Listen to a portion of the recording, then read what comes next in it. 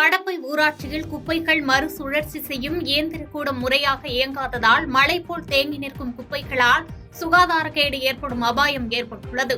காஞ்சிபுரம் மாவட்டம் குன்றத்தூர் ஒன்றியத்திற்குட்பட்ட படப்பை ஊராட்சியில் நாளொன்றுக்கு சுமார் 4000 கிலோ குப்பை சேகரமாவதால் படப்பை ஊராட்சியில் குப்பை அகற்றுவது பெரும் பிரச்சனையாக இருந்து வந்தது. இதையடுத்து கடந்த 2022ஆம் ஆண்டு காந்த வெப்ப சிதைவு இயந்திரம் எனும் குப்பைகள் மறுசுழற்சி செய்யும் கூடத்தை 61 லட்சம் ரூபாய் மதிப்பில் அமைக்கப்பட்டது. காந்த சக்தி வாயிலாக ஏற்படும் வெப்பத்தால் குப்பையை சாம்பலாக்கும் திறன் கொண்ட இத்தகைய இயந்திரத்தில் 200 கிலோ குப்பையை உள்ளீடு செய்தால் 1 கிலோ சாம்பல் கழிவுகள் மட்டுமே வெளிவரும். இதனால் குப்பை அகற்றும் பிரச்சினைக்கு தீர்வு கிடைக்கும் என எதிர்பார்க்கப்பட்டது. ஆனால் இந்த காந்த வெப்ப சிதைவு கூடம் பயன்படுத்தப்படாமல் மூடியே கிடக்கிறது. இதனால் படப்பை ஊராட்சியில் சேகரமாகும் குப்பை இந்த கூடத்தின் முன்பு மழை போன்று கொட்டி வைக்கப்பட்டுள்ளதால் சுகாதார சீர்கேடு ஏற்பட்டுள்ளது. இந்த நிலையில் காந்த வெப்ப சிதைவு இயந்திர கூடத்தை திறந்து குப்பையை முறையாக அழிக்க வேண்டும் என சமூக ஆர்வலர்கள் கோரிக்கை வைத்துள்ளனர்.